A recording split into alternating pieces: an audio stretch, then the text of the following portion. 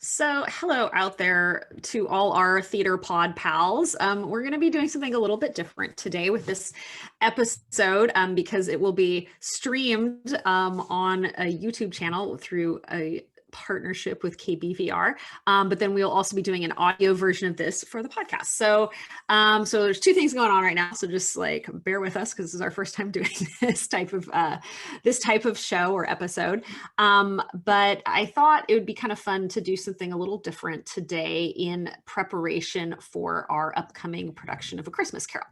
So Hanna Foshay, our student dramaturge, put together such a fascinating presentation for our cast. I thought, what a cool thing this would be to share with our audiences. So I would like to first introduce Hanna Foshay. Hi, Hanna. Thanks for being here. Hi, Liz. Thank you so much. I'm excited. Oh, good. I'm glad you are. So, Hanna, before we get started, do you want to tell us and all of our wonderful listeners a little bit about yourself? Oh, sure. Well, I'm Hanna Foshay, as you said. I'm a theater student at OSU. This is actually my last term, which is a bittersweet feeling. I started in 2017 after I graduated from Baker Charter School with my associates in psychology from Lynn Benton. And I've loved my experience at OSU in the theater program, but this is definitely my first time doing a project like this. I'm usually more of an actor when it comes to theater, so this was very different, but it was fun getting to do research about this show, especially such a fun one like A Christmas Carol. But yeah. Well, you've done a great job. So why did you decide to follow the path and study theater, like of all the things? You said you started with psychology, so why theater?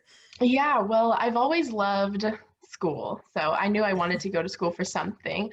And I originally chose psychology because I found people so interesting. And in my time studying psychology, I started doing musical theater with my high school, and I loved it. And it just suddenly became the thing in my life that I couldn't get enough of. And it really had to do a lot with the people that I met doing theater, and they just seemed to want the same things in life as me, and they just enjoyed creating, which I found to be just the best feeling. So when I talked about it a lot with the people I knew, I realized that I couldn't do anything else. It just is my passion, and as I assume it is for everyone else in the program. But yeah, it just is the most fun, but also the most rewarding thing I found that I've ever done. So I had to continue on with it, and I've loved that decision. Well, and you are a great student and a wonderful performer. And yeah, Hanna actually appeared on stage in the last thing we did before, or the last live thing we did before COVID shut us all down. Hanna had a wonderful performance in Secret Garden, and it was so fun. It was great. And your voice was so lovely, and you were so funny and so vibrant. And just like, I'm really glad that, you got to share that performance with everybody. And, well, thank you so much. It was a great experience. I'm glad if we got temporarily shut down, it was like we left on a high note. Yeah. So, leave the people wanting more. So how's the experience with dramaturgy been for you? So this is sort of like a weird niche area within the theater. So like when you were presented with this as like, okay, this is a project, what were you thinking? It was a little intimidating at first. I had never really seen a dramaturge before or met one, or I didn't really even know what it was to begin with, but I got to see one presentation during the Secret Garden, and so that kind of opened my mind a little bit to what it was, but it wasn't really what I was expecting to do for my last big project with the theater. But as I said before, I've loved school for a long time, and research projects have always kind of been what I've done, so I was ready to take it on, and I ended up learning a lot of really interesting stuff, and so I'm glad it was the project that I got to do. But it was a little intimidating to begin with, but I think I got lucky with the show I got for my project, because who doesn't want to spend their time researching Christmas? Oh yeah, no, I mean, there's certainly worse things to have to do.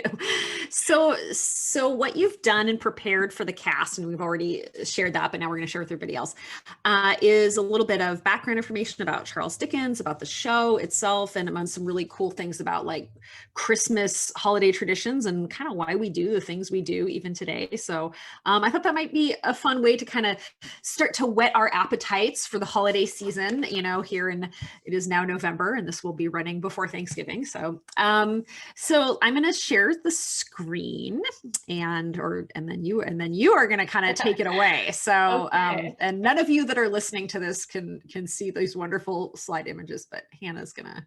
I will do my best to explain them. Yeah, it's going to be great. Thank you. So yes, I am going to be showing you my presentation on A Christmas Carol.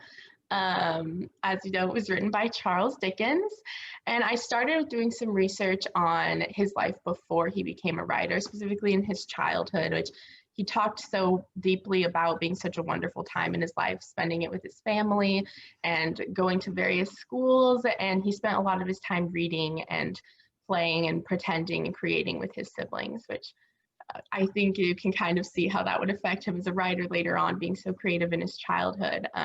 But one thing about that time was his family was living well beyond their means, so they were getting to have these great experiences, but it ended up leading to their father, John Dickens, being sent to debtor's prison in 1822, which was very unfortunate for his family, and his wife and siblings, or excuse me, John Dickens' wife and their children had to go stay in the prison with him, but Charles was able to stay out, and so he had to work to help them save up to pay off their debt in a blacking warehouse, which is a warehouse where they would make shoe blacking, and he was working putting labels on the containers, and he described this as just one of the worst times in his life. It was terrible conditions, and there weren't many other kids his age working there because he was only 12 years old.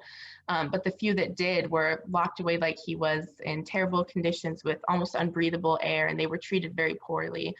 And this was said to give him a deep personal and social outrage towards the treatment of the poor, due to the fact that this was the only way he could make money to help his father out. And he found this to be a very challenging time, and luckily he did make a few friends while he was in there. I included in my presentation a quote from one of his autobiographies written by John Forster, and he mentions the time staying in the blacking warehouse just in deep detail and how terrible it was, and the smell of the air and the feeling of being so alone and working 10-hour days for only 6 shillings a week, which was not a lot back then. But one of the friends that he did meet in that time taught him how to kind of get through the day easier and get the labels on the bottle in a quicker and more precise manner. And so he felt a deep connection with this other boy his age, whose name was actually Bob Fagin. So he took a lot of inspiration for him, including his name for his book, Oliver Twist. Luckily, when he got a little bit older, his grandmother, well, not so luckily for her, I suppose, passed away and left the family a good amount of money, £450, which allowed his father to leave the debtor's prison. But Charles' mother wanted him to stay in the blacking warehouse to continue to make money and work, and this deeply upset him, as you would imagine, a 12-year-old boy having to work in such horrible conditions. So this is said to be one of the points in his life where he began to distrust women, and his poor relationship with his mother began. But eventually he continued on with his life, and he got to attend several other schools, which he didn't find to be quite to his liking like his past schools were. The one specifically was Wellington House Academy in Camden Town. But he did live with other family friends in this time and found ways to keep himself occupied. One of his favorite pastimes was actually attending the theater, like it is for many of us. And it's said that for 3 years he would go every single day, which seems lovely, especially right now when none of us are getting to go to the theater at all. But he would go and he would learn the routines and the acts that his favorite actors would put on, and he would do impressions of them. His favorite was Charles Matthews. And he did this enough that he actually landed an audition at Covent Garden, but he fell sick on the day of the audition and wasn't able to attend. And this is when he kind of set his dreams of being an actor aside and decided to pursue other things, but he kept on being a storyteller for the rest of his life, as we see through his writings and his ability to read the stories out and, to continue on with this creative passion in other ways. But he began working as a freelance reporter for 4 years before he began his career as a writer. In 1843, it's the year we're going to go ahead to, his writings were renowned for reflecting topical social issues, most often the plights of the poor, especially children.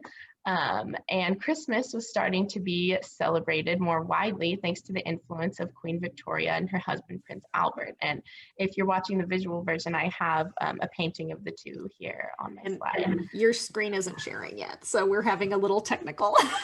That's okay, though. You can get that thing sharing. Let me see. We'll just take a pause. We'll take a pause. Let's take a pause. Oh, I thought I could share. You will certainly feel that a sledgehammer has come down with 20 times the force, 20,000 times the force I could exert by following out my first idea. So when he decided to make this change from writing the pamphlets to this new idea, he was speaking in a fundraiser speech on the 5th of October in 1843 in Manchester, and he was urging workers and employers to join together to combat ignorance with educational reform. But he realized during the speech that the most effective way to broadcast his concerns of society to the biggest group of people would be to write a deeply felt Christmas narrative rather than polemical pamphlets and essays. So that doesn't seem the most direct plan of attack, but we see how it was even more effective later on. So then we get to the publication of A Christmas Carol. He began writing it about the same time as that speech. And it only took him 6 weeks to finish the entire novella. But most of his works prior to this had been serialized so that he could release a portion of it to his readers and adapt the rest of it based on their reaction. But this was the first time he had written something all in one go. And a lot of people think that helped him to develop a stronger story that came directly from him. And again, in the visual, now that we have it here, I have an image of the original novella, how it was released with the red velvet over the cover and the gold engravings of the title. His passion when it came to social issues is conveyed in all of his novels, and he set out with each new piece to show the realities of the poorest and most destitute members of society through the eyes of the common man. He wanted to create compassion in his readers by not just showing these realities for others, but making them see what life would be like if it were to happen to them. He never claimed to know how to fix the problems in the world, but really sought to make people aware of the need for change.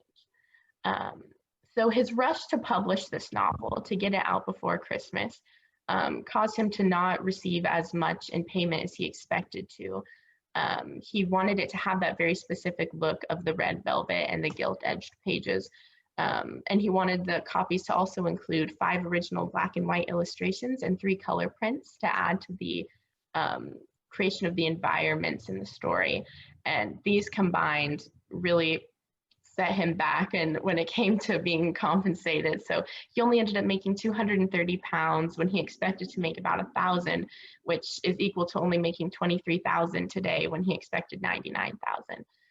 But even so, the book sold out 6,000 copies before Christmas Eve when it was only released on December 19th. And again, in the visual version, I have one of those color prints that was on the first page of the novella that includes an image from the Fezziwig party. So Dickens set out to show his readers how becoming complacent to the exploitation of the poor and the young for the sake of your own gain can lead to a society of cruel and incomplete people. In this piece, this is represented through the character of Ebenezer Scrooge. Dickens' childhood spent in the blacking warehouse, desperately trying to save money for his father, and exposure to men who exploit others for profit was definitely inspiration for this character. It is also said that upon visiting a graveyard while on a walk in Edinburgh, he saw a tombstone for a man named Ebenezer Lennox Scroggie, whose job was listed as a meal man, which is a corn merchant. But Dickens misread the inscription and thought it said he was a mean man and decided to adopt this name for his character, which is one of my favorite little anecdotes about Charles Dickens. And I have another one of the original illustrations here of Ebenezer Scrooge being visited by Jacob Marley's ghost. And then again, in my presentation, I decided to include a few lines that demonstrated this characterization of Ebenezer Scrooge. And I'll read out one of the lines from Fred that we see at the beginning of Act 2. And he says, "And what of that? His wealth is of no use to him. He won't do any good with it. He doesn't make himself comfortable with it. And he certainly hasn't the satisfaction of helping others." And I think this really shows what Dickens wanted to get across with Ebenezer Scrooge, especially in the beginning of the story. Now, another thing that Dickens did was use the imagery of temperature and the weather to stand in the place of the two sides of the story. Scrooge is seen as cold and dark when he is spoken of, and the world directly around him is described in the same way. This use of cold and wintry weather is a stand-in for the money-hungry selfishness that Dickens is describing as what is wrong with society throughout the play or the novella. It cuts him off from connecting to the world around him, but the warmth is seen in the other characters who embody love, generosity, and generally the Christmas spirit. We slowly see more of this warmth begin to be associated with Scrooge as the spirits lead him through the Christmases and end with him finally feeling both cold and warmth and finding joy in it. And I've also included a few more lines that show this cold and warmth throughout the story, specifically relating to Scrooge. There's a bunch of great lines from his nephew Fred throughout the play that you'll see when you get to listen to the wonderful production from OSU. But I will read out a little bit of this one from the beginning. He says, "My Uncle Scrooge, a squeezing, wrenching, grasping, scraping, covetous old sinner, cold within him, froze his old features, nipped his pointed nose, shriveled his cheek, stiffened his gait, made his eyes red, his thin lips blue, and spoke out shrewdly in his grating voice." Then I, again, in my presentation, included a few more lines that show this distinction between cold and warmth, especially between Bob Cratchit and Scrooge. And especially when they're speaking to each other, you really see the differences in how they describe the world around them. Then we begin to see the first glimpse of warmth in the same vicinity as Ebenezer Scrooge himself when the first spirit appears, and it is described as the room suddenly flooding with bright shimmering light accompanied with a warm chorus of voices. The first spirit appears beside Scrooge and giggles in a childlike way. We see even more warmth begin to be associated with Scrooge as each of the spirits come along. The second spirit especially, as he gives him a drink to drink before they begin to see the Christmases of the present day. And the second spirit says to him, "Drink, Scrooge. This is no ordinary potable, but the spirit of all humankind, the warmth, generosity, and conviviality of this season." Then we continue to see more of that warmth begin to be associated with him through the second spirit. While Scrooge is presented to the readers or the audience originally as a cold and unfeeling man, what Dickens hoped to get across was that people are capable of change once they recognize this coldness inside themselves. We see this foreshadowed when young Scrooge is visited by his sister Fanny, and she mentions the change she has seen in their father. Now, this is when Scrooge is visiting the Christmases of the past, and we see young Scrooge alone in his school, and he is describing how his father was so cold and had certain priorities that meant Scrooge didn't need to be with family. But then Fanny comes in and says, "Father is so much kinder than he used to be. That home is like heaven. He has changed, Ebenezer, changed for the good." We start to see this same recognition in Scrooge when the spirits use his own previous comments regarding the less fortunate against him. In this scene, when Scrooge has just seen the Christmases of today, the second spirit introduces him to ignorance and want. The second spirit says, "They belong to humankind and they cling to me, appealing from their fathers and mothers. The boy is ignorance, this girl is want. Beware them both in all of their degree. But most of all, beware this boy, for on his brow I see that written which is doom, unless the writing is erased." And Scrooge says, "But have they no refuge or resource? Something must be done." And the second spirit responds with some of his words from a previous scene saying, "Are there no prisons? Are there no workhouses?" Once Scrooge begins to recognize this coldness within him, however, he is shown how it will affect others if it continues when visited by the third spirit.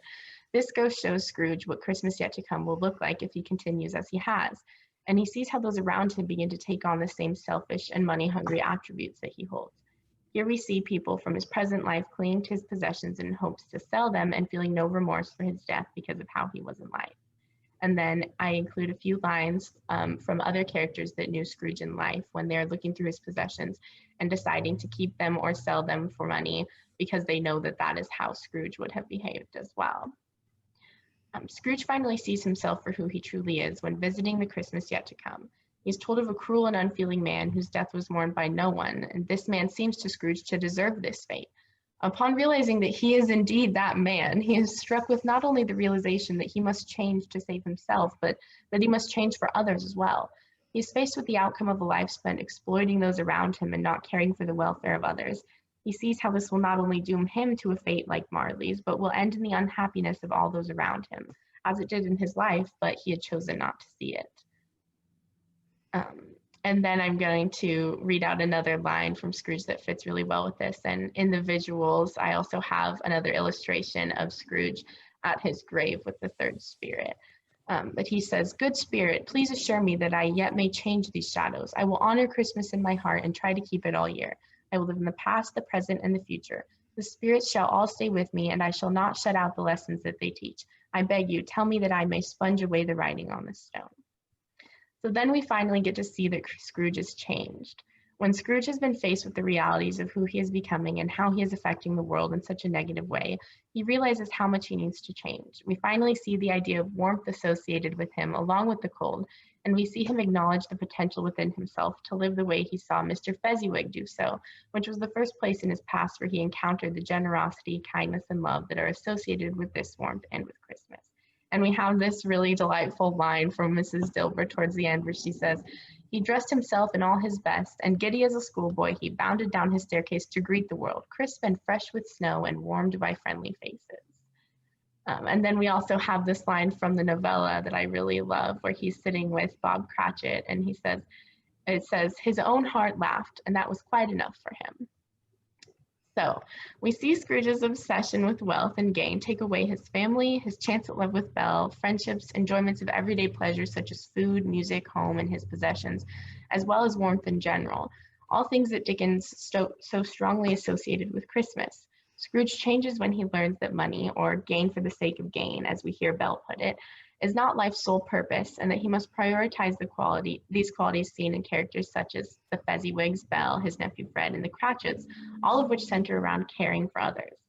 Dickens wanted to make his point about the state of the world through a Christmas story because he didn't want to portray positive social change as an all-encompassing ordeal. He valued this himself, but also enjoyed reading, desserts, traveling, and spending the holidays with his family. He wanted to present change in a way that was digestible for the public and would show that you can take part in all of these things at once, but would still give them a sense of urgency to help others nonetheless. The story of Scrooge's change of heart that has remained so popular during the Christmas season for decades not only promoted social change, but also shaped our idea of the Christmas season. While Charles Dickens did not invent the Victorian Christmas, his book A Christmas Carol is credited with helping to popularize and spread the traditions of the festival. Its themes of family, charity, goodwill, peace, and happiness encapsulate the spirit of the Victorian Christmas and are very much a part of the Christmas we celebrate today. So to understand how much Dickens' book and Queen Victoria and Prince Albert shaped Christmas, not only in the Victorian era, but now, we have to go back and see what Christmas was like before then in the Regency era, which was when Dickens would have grown up, and also what we see in the past for Ebenezer Scrooge. During this time, Christmas was not so popular to celebrate for all. It was mostly celebrated in the country, and if those in the city, which would be London, if they wanted to celebrate Christmas, they often were visiting their family in the countryside or going to stay with friends. But once there, Christmas was only celebrated by putting up some greenery, often holly or ivy or hawthorn, and gathering together to go to a church service and then having a meal together. But it wasn't the same celebration that we see today that is so important to each year as it is for everyone. But then we get to the Victorian era, and the popularity of Christmas grew dramatically under the rule of Queen Victoria, mostly due to the influence of her husband, Prince Albert, as he was from Germany, where Christmas was a much more widely celebrated holiday. Common Christmas traditions that we know today began under their rule, and many of them were created by Dickens himself and popularized due to the success of the novel. Then I have here an entry from Queen Victoria's journal on the 24th of December in 1841, where she's talking about Christmas. And she says, "Christmas I always look upon as a most dear, happy time. Also for Albert, who enjoyed it naturally still more in his happy home, which mine, certainly as a child, was not.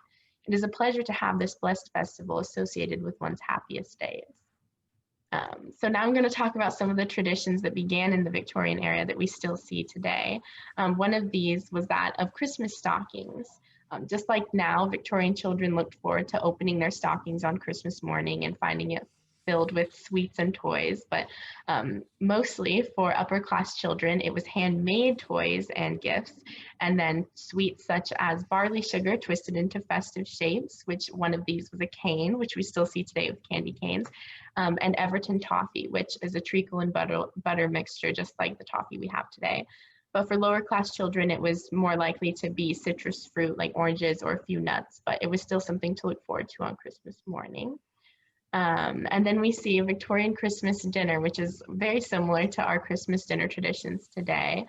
Here I have another entry from Queen Victoria's journal where she says, "It was a regular Christmas dinner with turkeys, baron of beef, plum pudding, and mince pies." Now, perhaps this was a regular Christmas dinner for Queen Victoria, but for her subjects, the Christmas feast was a less elaborate affair. No matter what your economic circumstances, a festive bird was central to Christmas dinner. During the early part of Victoria's reign, this would have meant a goose, like the one consumed by the Cratchits in A Christmas Carol, or even a swan for those who were more upper class. The turkey began to be more popular, though, over the goose or swan, with especially middle-class households towards the end of the 19th century. But we also saw lots of other dishes begin to gain popularity in this time, such as mock turtle soup made from calf's head, several fish dishes, and boar's head, which was one of Prince Albert's favorites, as well as game pies and plum puddings. Something that happened actually almost simultaneously with the release of A Christmas Carol was the invention of the first Christmas card. It was also in 1843 when Henry Cole commissioned an artist to design a card for Christmas. The illustration showed a group of people around a dinner table and a Christmas message which read, "A Merry Christmas and a Happy New Year to you." And on my presentation, I have an image of that actual first Christmas card that we can see. The Christmas cards themselves were 1 shilling each, which was a little pricey for most Victorians. So instead of gaining in popularity to purchase these cards, most children would start to make their own for the families to send out. And that's how it gained so much in popularity. And we still see Christmas cards being sent today. The Christmas cracker was also invented around this time. Tom Smith was inspired by a trip to Paris, France, where he saw bonbons, which are French sugared almonds wrapped in paper, and he decided to make something similar for his Christmases at home. But it wasn't until the 1860s when he perfected that cracking sound that we all associate with Christmas crackers and began to fill them with little trinkets and toys like we do today. The Christmas tree was a big tradition that started in Victorian era England that we still clearly see today. It was brought over by Prince Albert as it was popular in Germany to have a festive Christmas tree decorated in your home. And it began to gain popularity with the public when a portrait of Prince Albert and Queen Victoria and their children surrounding a decorated Christmas tree was released in the Illustrated London News. After seeing this, many families began to have the same style of Christmas tree in their house, and decorating it and having it up for the season stayed as a tradition even today. Christmas carols also gained popularity in this time. Davies Gilbert's published in 1823 some ancient Christmas carols with the tunes to which they were formerly sung in the west of England, and William Sandys published Christmas carols, ancient and modern, which were collections of carols that began to be sung around Christmas time. And that was when people started to sing or listen to Christmas carols during the Christmas season, and is also part of the reason why Dickens named his novella A Christmas Carol, because he felt that he wanted the story to bring people the same Christmas cheer and warmth as he got from listening to these carols. And if you're looking at my presentation, I included links to a few of those carols from Gilbert's work, and then the cover of his publication as well. So more direct effects from the novel specifically were, excuse me, there were many direct effects from the novel. Many of the ones that we've talked about before were also seen in the novel. And gained specifically was the general atmosphere and spirit of the holiday that has stuck around all this time. Well, it has always been seen as a time to gather with loved ones. It wasn't the essential time of giving in togetherness that has become today until Dickens made it so. A Christmas Carol tapped into a long repressed hunger for what historian Ronald Hutton calls a family-centered festival of generosity, which Dickens himself defined in the aftermath of the success of A Christmas Carol. He said, "Christmas Day, bound together all our home enjoyments, affections, and hopes."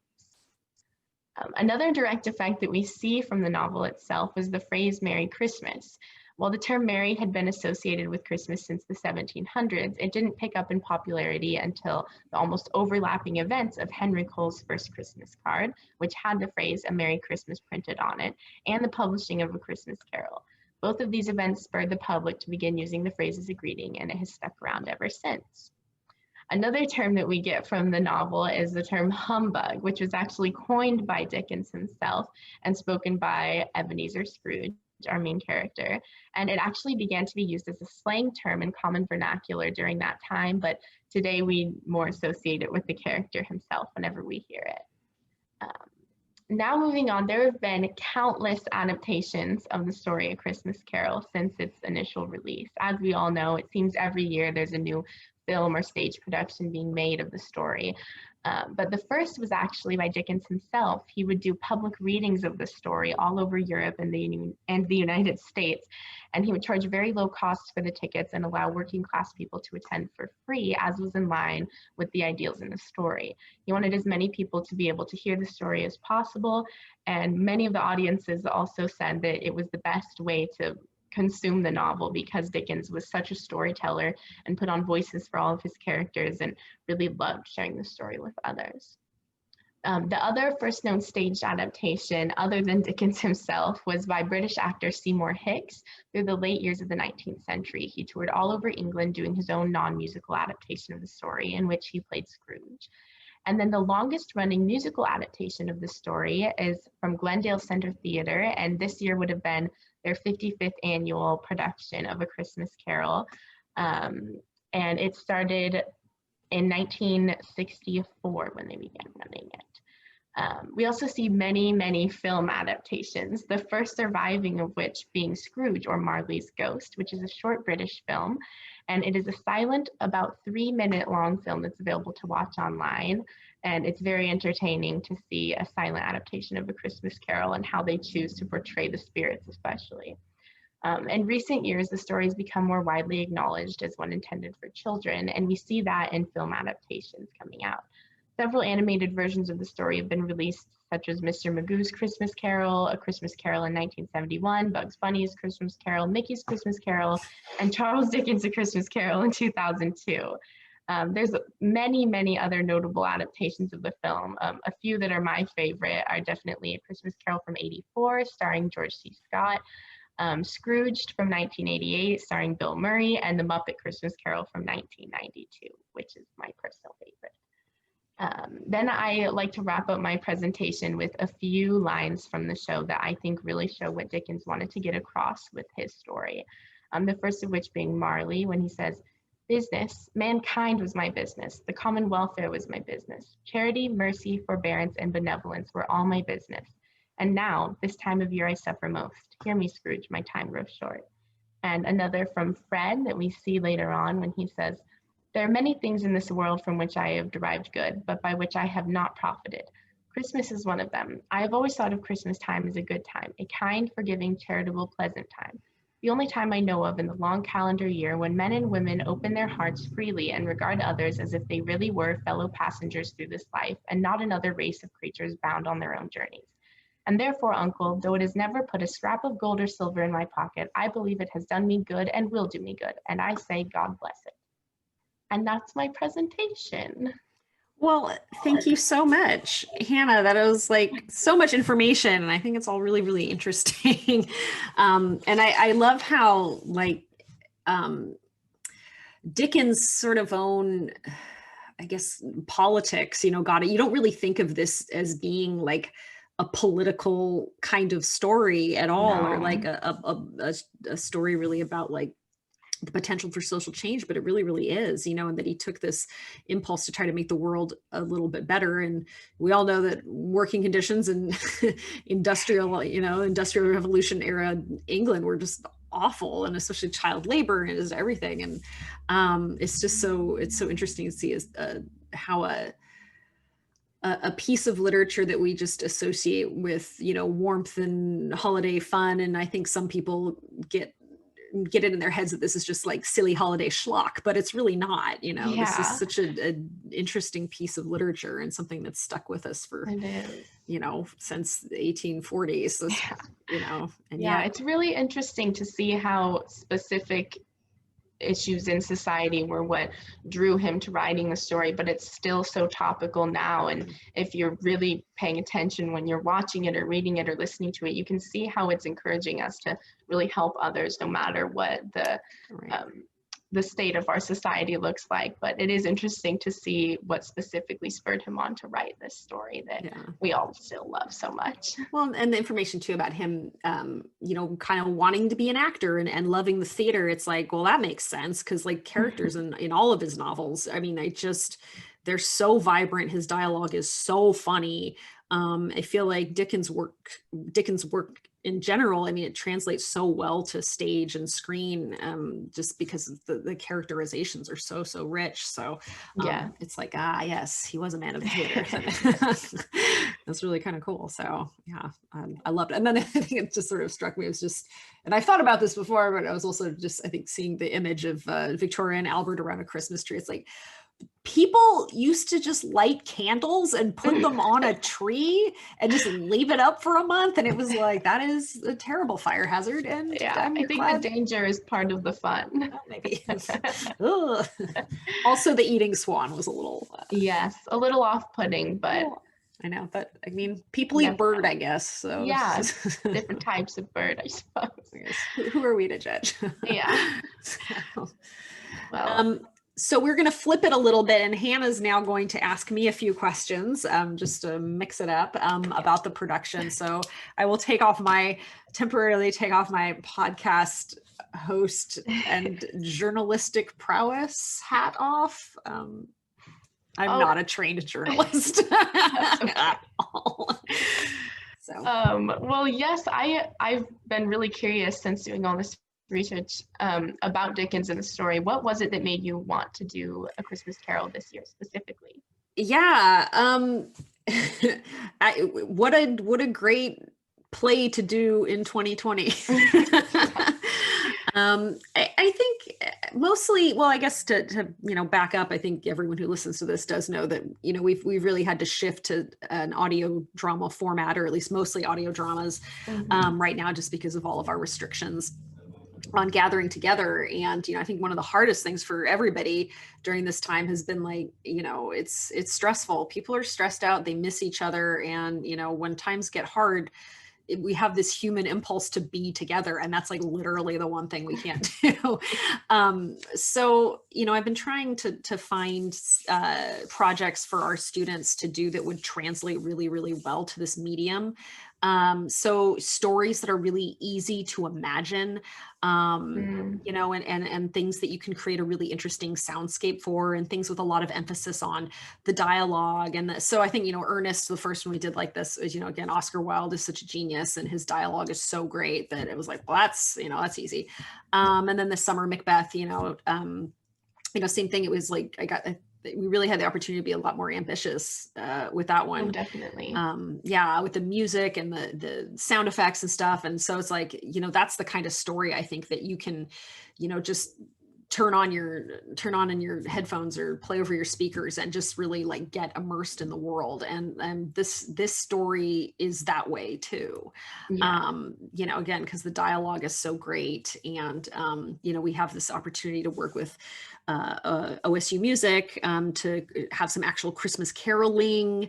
So we get to collaborate with you know, different other programs within SAC, which is great, and to give more students opportunities to perform and to use the skills they're learning and working on, and they have. And, you know, we really want to highlight, you know, those kinds of things. So it just, I mean, like, I think the show itself just made sense just as a show, even if we release this in July, you know. I think it's just a good play to translate to this format. But I mean, then also just what we were talking about in your presentation is that, you know, this is a play about redemption and joy and community. And, you know, like, we can't be together and celebrate the holidays this year in the ways that we usually do. You know, I mean, not to say, I think people will probably still gather to some extent, but that idea of being able to celebrate with reckless abandon as we usually do with huge parties. And I mean, it's just, you know, like we know better.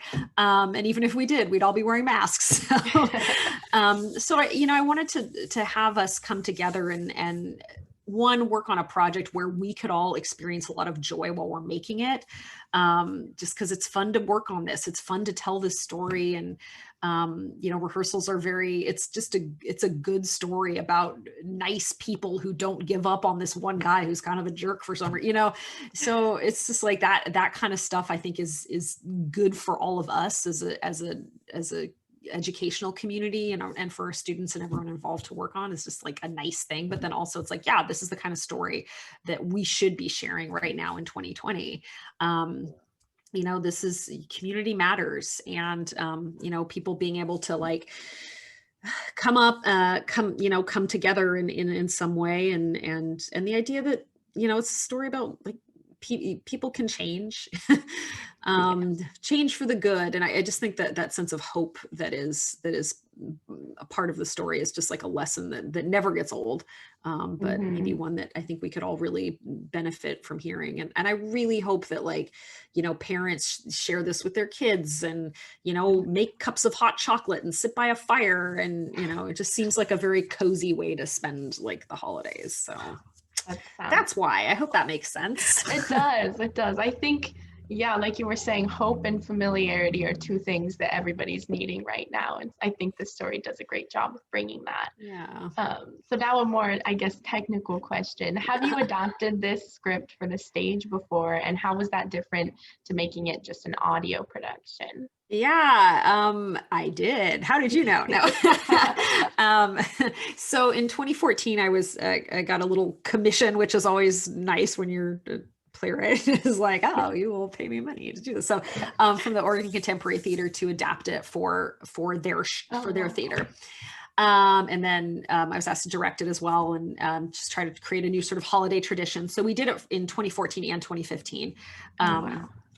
There. And so, yeah, it was, something, so doing it for the stage, I really wanted to tell a very faithful adaptation of the story, because it's so good. And like I said, I mean, the characters are so great. You don't need to like conceptualize this in a weird way to make this, I was like, oh, Charles Dickens on the moon. You don't need to do that. It's just like, let the characters kind of speak for themselves. So, it's an adaptation that really like, we leaned into a lot of theatrical conventions, and I took a lot of some of the best lines in the show aren't character dialogue. It's like, that Marley is dead as a doornail, or, it's a lot of the descriptions of Scrooge and just memorable things are narration from the, omnipotent narrator. So I took that and put it into different character lines, and we had a convention with different like Mrs. Dilber and Fred and Kate and other characters that will like address the audience and talk about the story, and as we move through London and tell Scrooge's story and stuff. So like I thought it was a really, I was pretty happy with the way it was adapted. And so when originally I was like, we already have the script, so I was like, probably won't take too much to just like do it in audio. I'll just rewrite some stage directions. And I found that like for the most part, it was fine. Although I did have not a lot, but I had a certain amount of like stuff that would have relied on a visual blocking or I realized I had to have characters, especially with the narrator parts, introduce themselves or be introduced to the vocal, the audience, the audio audience, where you don't have to do that, on stage. So it's like it took some shifting around, and but it wasn't too bad. I mean, since the script had already been adapted. So yeah, there's some tweaks. It's a little different. I did add in a few other lines and bits from the novel and descriptions of London and stuff like that that I didn't have in the original version. So yeah, it's been fun kind of tweaking it, and it's just to get it ready for this medium, and then really having to think through it as a director of an audio drama as opposed to like staging a show, writing in being really clear about like sound effects and where things have to go. And like, stuff like, there were a couple lines, and I mean, it's like where Scrooge is like, oh no, the window's opening, or like, wait, what's Jacob Marley doing in my fire? Like stuff like that, just because we can't see it. So to try to give the audience clues that seem kind of natural within the context of the world of the play. So yeah, I don't know. It was fun, and it was fun to work on. So I was like, this project is like it is not a stressful play to work on. It's a very joyful piece of theater to work on. That's great. Well, I have one last question for you. Okay. A little more about you. If you had to pick a favorite scene or favorite part of this play, which part would you say is your favorite? Oh no. Well, you think of your answer too. That's a good question. Okay. Oh man, I like so many of them.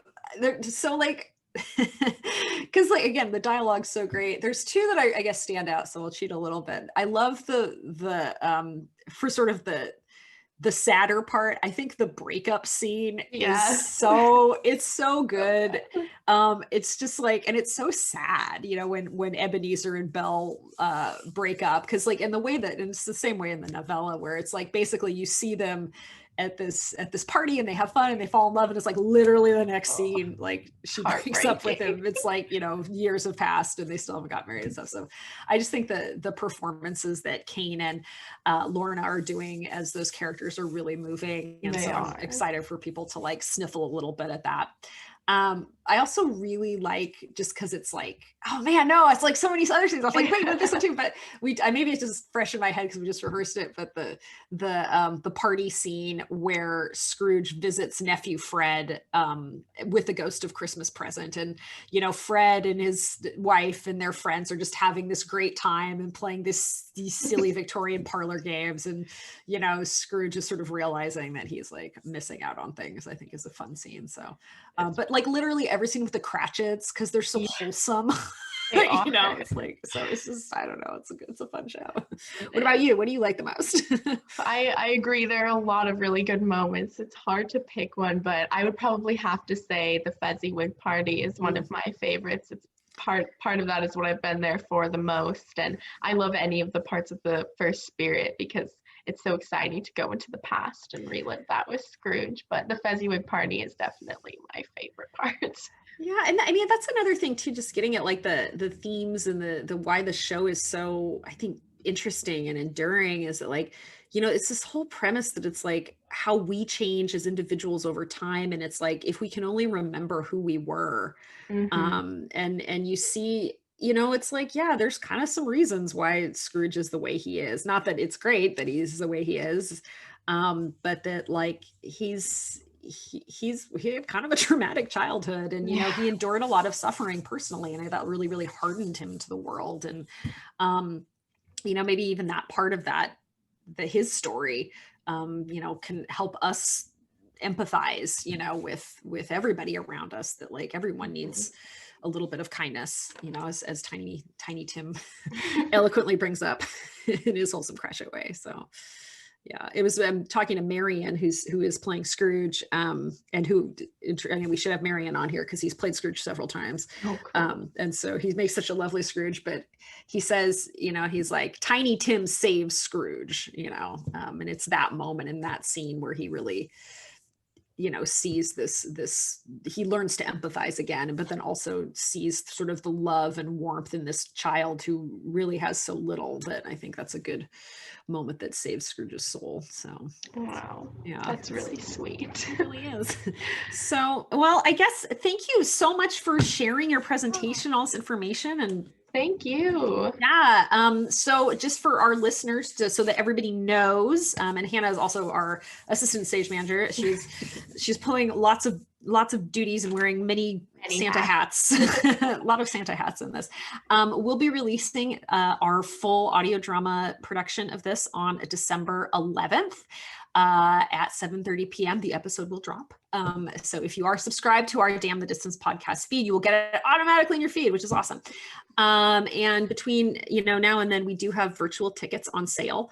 So if you visit the OSU Theater box office website, there is a click to purchase a virtual ticket. So you can name your own price, and it's really helpful because whatever you can throw our way, whatever shillings or hay pennies that you can throw our way will really help support our program and the work that we're continuing to do in these challenging times. So yeah, that's what we're up to. And so what are your holiday plans, Hannah, before we sign off? Oh, I don't know. Probably spending time with my immediate family, my 3 brothers. I get to see them again, which will be good. Miss them a lot when they're away at school also. So that will be fun. Well, what about you? Oh, well, I'm still thinking Thanksgiving, so I'm working that out in my brain. That even happens. I'm like working that out in my brain. Hopefully we'll just have a nice small cozy Christmas and holiday season, and there will definitely be lots of good cooking and good eating. So we'll find ways to spread joy. So yeah. So Christmas hot chocolate with peppermint schnapps. That's always the Christmas treat. So thank you, Hannah. And I hope you have a lovely day. Thank you. You too. Thank you.